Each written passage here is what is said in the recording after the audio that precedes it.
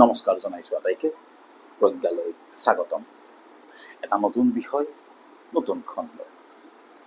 আজি আৰম্ভ কৰিছোঁ প্ৰথমতে কেইগৰাকীমান অসমীয়া ব্যক্তিৰ কথাৰে। আমি ঘূৰি গৈছোঁ 1999 চনলৈ। 1999 চনত মিহিৰ কান্তি চৌধুৰী, 1994 চনত জিতেন্দ্ৰ নাথ গোস্বামী, 1995 চনত ভূপেন্দ্ৰ নাথ গোস্বামী, 2001 চনত প্ৰশান্ত গোস্বামী আৰু তাৰ 20 বছৰ পিছত 2021 চনত বিনয় কুমাৰ শইকীয়া। এই পাঁচগৰাকী অসমীয়াৰ মাজত কি বিশেষ ক্ষেত্ৰত মিল আছে বাৰু?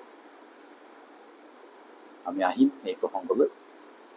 আৰম্ভ কৰিছোঁ এটা বেলেগ প্ৰসংগ এইবাৰ। 2024 বৰ্ষৰ 23 আগষ্টত আমি পালন কৰিলোঁ ৰাষ্ট্ৰীয় মহাকাশ দিৱস।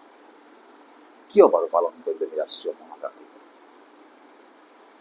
এবছৰ পূৰ্বে 2023 চনৰ 23 আগষ্টত চন্দ্ৰযান-3 চন্দ্ৰৰ দক্ষিণ মেৰুত অৱতৰণ কৰি ইতিহাস ৰচনা কৰিছিল আৰু ভাৰত পৰিগণিত হৈছিল এই সফলতা অৰ্জন কৰা বিশ্বৰ প্ৰথমখন দেশ হিচাপে। আৰু এই দিনটো, এই সফলতাক স্মৰণীয় কৰি ৰখাৰ উদ্দেশ্যে ভাৰতৰ প্ৰধানমন্ত্ৰী নৰেন্দ্ৰ মোদীয়ে 23 আগষ্ট দিনটো ৰাষ্ট্ৰীয় মহাকাশ দিৱস ৰূপে পালনৰ কথা ঘোষণা কৰে।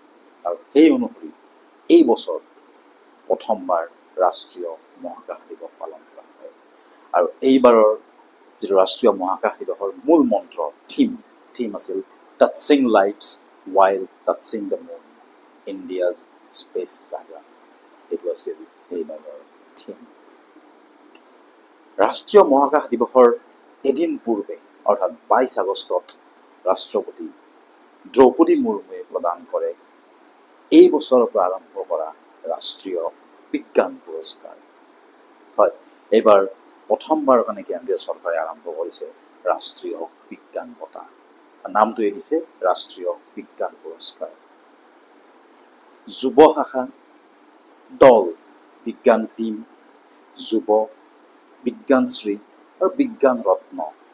বিজ্ঞান ৰত্ন হৈছে ৰাষ্ট্ৰীয় বিজ্ঞান পুৰস্কাৰৰ সৰ্বোচ্চ সন্মান।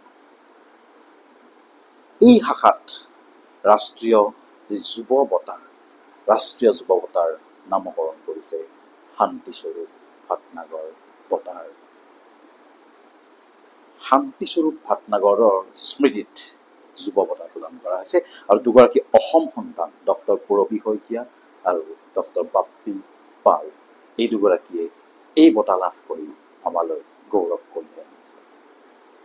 আনহাতে ৰাষ্ট্ৰীয় বিজ্ঞান পুৰস্কাৰৰ যি সৰ্বোচ্চ সন্মান বিজ্ঞান ৰত্ন, সেয়া এবাৰ প্ৰথমবাৰৰ বাবে আগবঢ়োৱা হৈছে বিশিষ্ট বিজ্ঞানী ডক্টৰ গোবিন্দ পদ্মনাভনলৈ।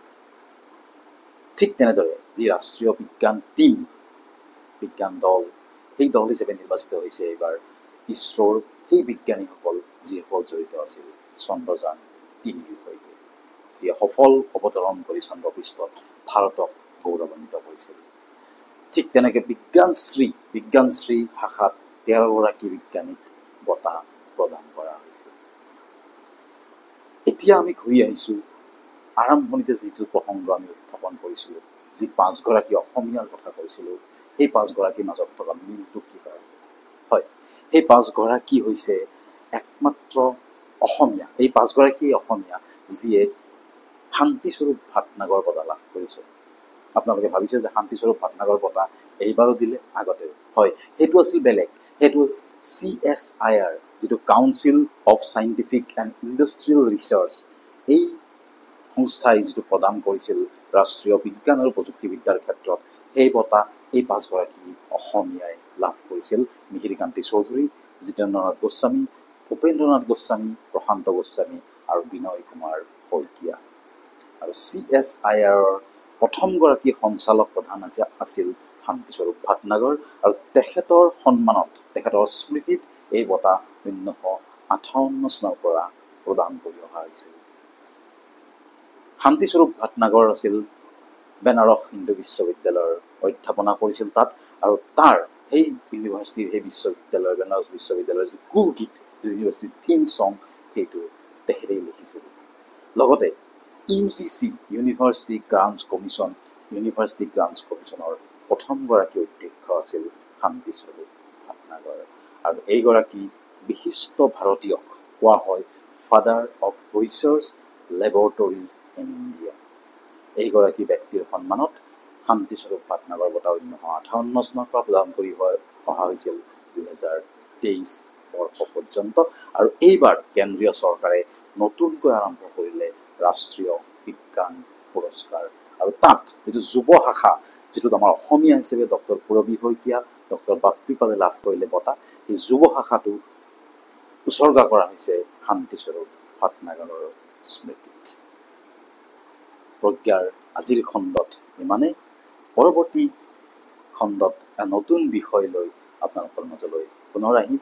তেতিয়ালৈ বিদায় দিয়ক দীপাংকৰ কৌশিকক। ধন্যবাদ।